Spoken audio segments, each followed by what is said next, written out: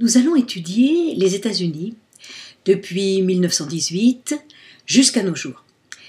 L'histoire des États-Unis, pendant cette période, fait partie du chapitre sur les grandes puissances et l'intitulé de ce chapitre, ce sont les chemins de la puissance.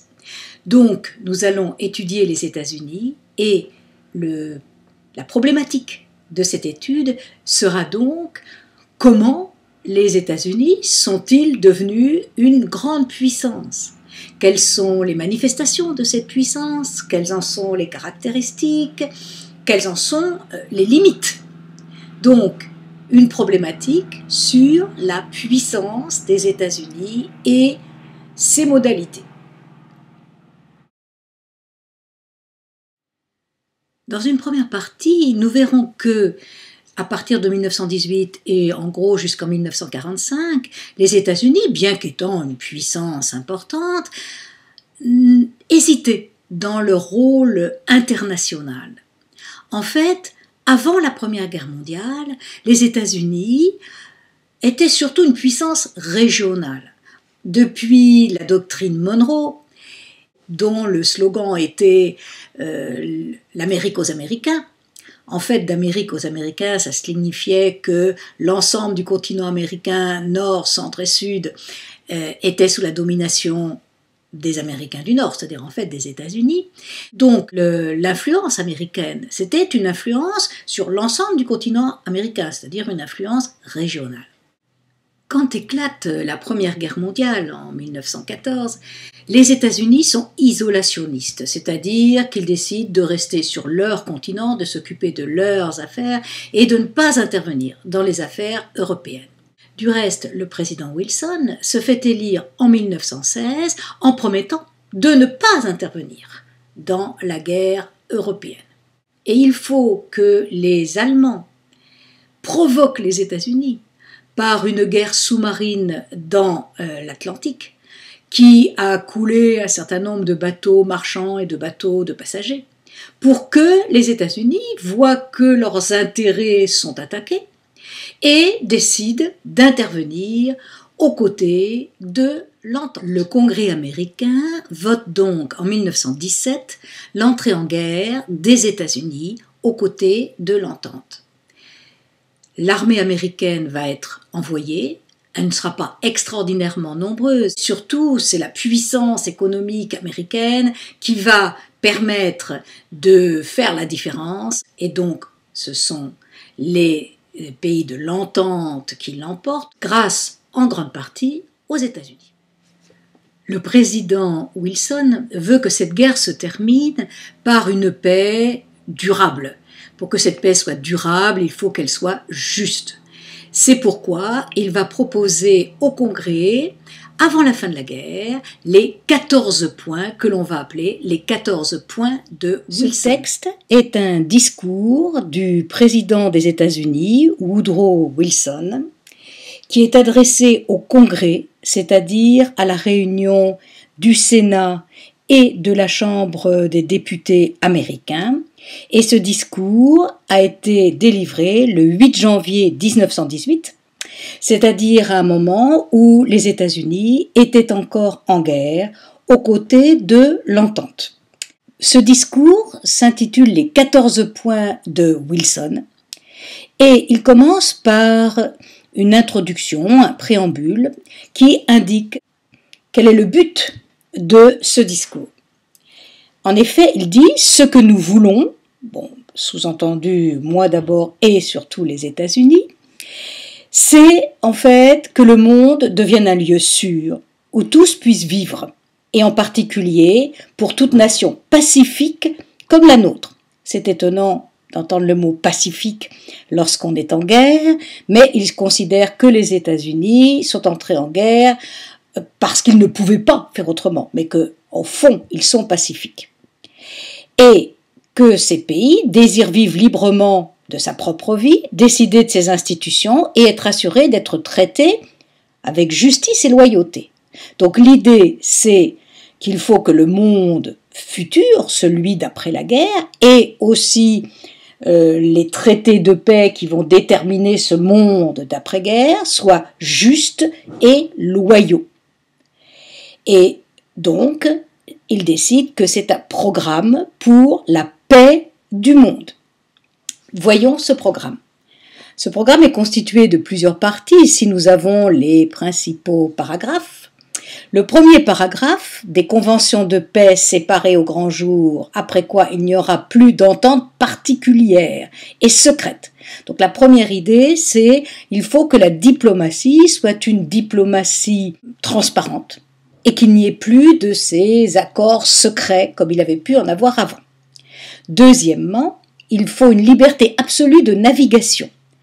En effet, finalement, les États-Unis étaient entrés en guerre parce que les Allemands avaient coulé des navires marchands, des navires de passagers américains dans l'Atlantique.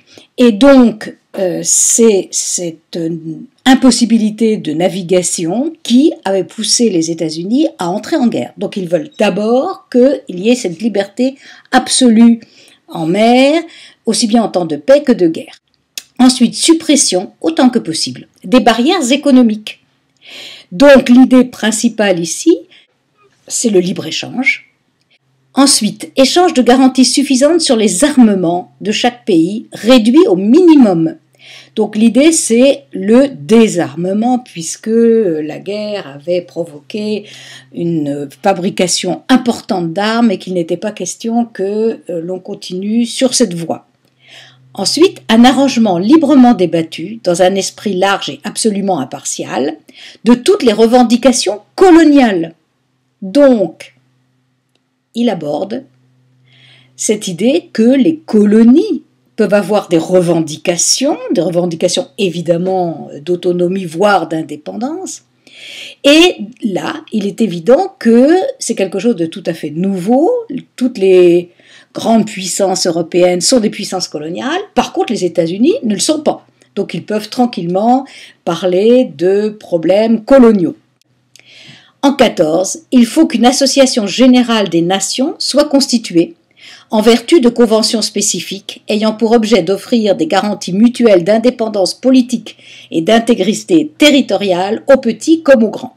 Là, il s'agit de la création de la SDN, Société des Nations, où chaque pays est égal à une voix, donc les petits comme les grands peuvent s'y faire entendre, et cette Société des Nations est là pour pouvoir discuter de tous les problèmes et donc éviter les nouvelles guerres. Ces 14 points forment une doctrine nouvelle, visant à étendre au monde entier les principes sur lesquels se fonde la démocratie américaine. Mais ce discours a été écrit sans aucune coordination ou même consultation préalable avec les Européens. Et à l'issue du conflit, les États-Unis n'ont pas l'influence diplomatique suffisante pour amener les Européens à accepter la paix juste voulue par Wilson. Et le traité de Versailles ne va certainement pas aller dans le sens que voulait Woodrow Wilson. Par exemple, on parle de traitement juste, de paix juste. Les Allemands devront payer d'énormes indemnités aux Européens, essentiellement aux Français et aux Anglais, et ce que ne voulait pas Woodrow Wilson. Et décider de ses propres institutions, ça n'a pas été le cas par exemple de l'Autriche-Hongrie qui a été démantelée, démembrée, sans évidemment lui demander ce qu'elle pensait de ses propres institutions. Donc en fait les pays qui ont été vaincus n'ont pas le droit à l'autodétermination comme le demandait Wilson. Qu'y a-t-il d'autre encore ? Eh bien, naturellement, la diplomatie a continué à être tout ce qu'il y a plus secrète. Et les barrières économiques, non seulement elles n'ont pas été enlevées, mais au contraire, c'est finalement les États-Unis, nous verrons, qui seront les tout premiers à faire augmenter les taxes douanières pour protéger leur pays au moment de la crise économique. En plus, l'armement ne va pas être réduit au minimum, la course aux armements va continuer, et quant aux revendications coloniales, il est bien évident qu'aucune colonie n'a reçu un début de possibilité d'autodétermination ou d'indépendance, encore moins. Donc, la seule chose qui reste vraiment, c'est cette Société des Nations. Mais, en 1920, le Sénat américain ne va pas ratifier le traité de Versailles, dans lequel il y avait justement cette Société des Nations, et donc en fait les États-Unis, qui sont à l'origine de cette Société des Nations, ne participeront pas à la Société des Nations et ne reconnaîtront pas les différents points du traité de Versailles. Donc, pour Wilson, c'est un échec. Un échec en partie parce que l'opinion publique ne lui a pas vraiment pardonné d'avoir entraîné les États-Unis dans la guerre et donc le fait qu'il y ait eu de nombreux morts. Et les républicains vont profiter de cette opinion publique qui n'est pas favorable pour arriver au pouvoir et empêcher que les 14 points de Wilson ne soient appliqués et applicables.